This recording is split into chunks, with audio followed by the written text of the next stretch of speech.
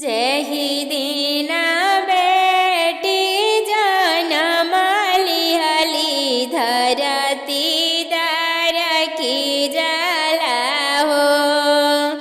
आमा के जियारा धड़की जलाई तम बेटी पाहुना हो।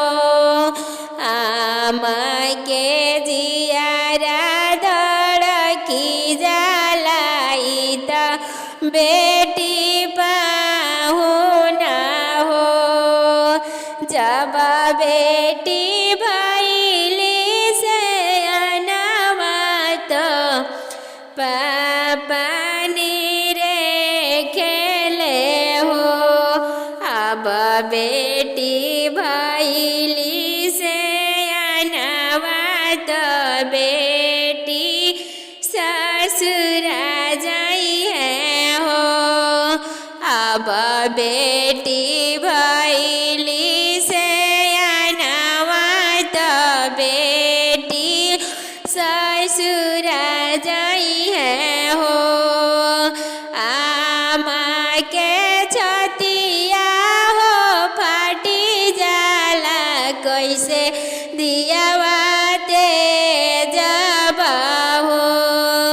रोवेलिया पनयाम करे आंगनवा तो करे जादर की जाला हो। रोवेलिया पन चाची आंगनवा तो करे जादर की जाला हो। देशा देशी पापा बरवा खोजेले खोजी खोजी हारे ले हो।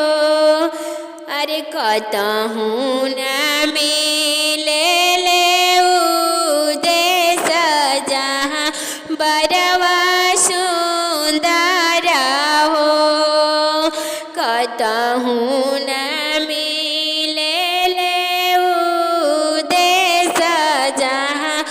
बड़ा सुंदर हो। चाचा के धोतिया फाटी गईले आँख पाथराई गईले हो। कतहूँ न मिले ले उ देश जहाँ बड़ा सुंदर हो।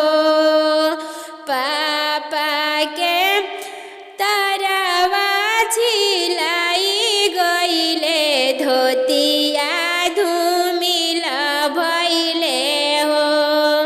कतहूँ न मिले ले उ देश जहाँ बड़ा सुंदर हो। देशा देशी पापा बरवा खोजेले खोजी खोजी हारे ले हो। तू त बेटी दूजिया के चंदवा सूरज नहीं मिले ले हो।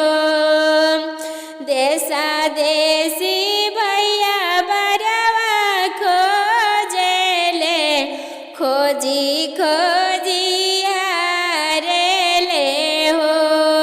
तू त बहिनी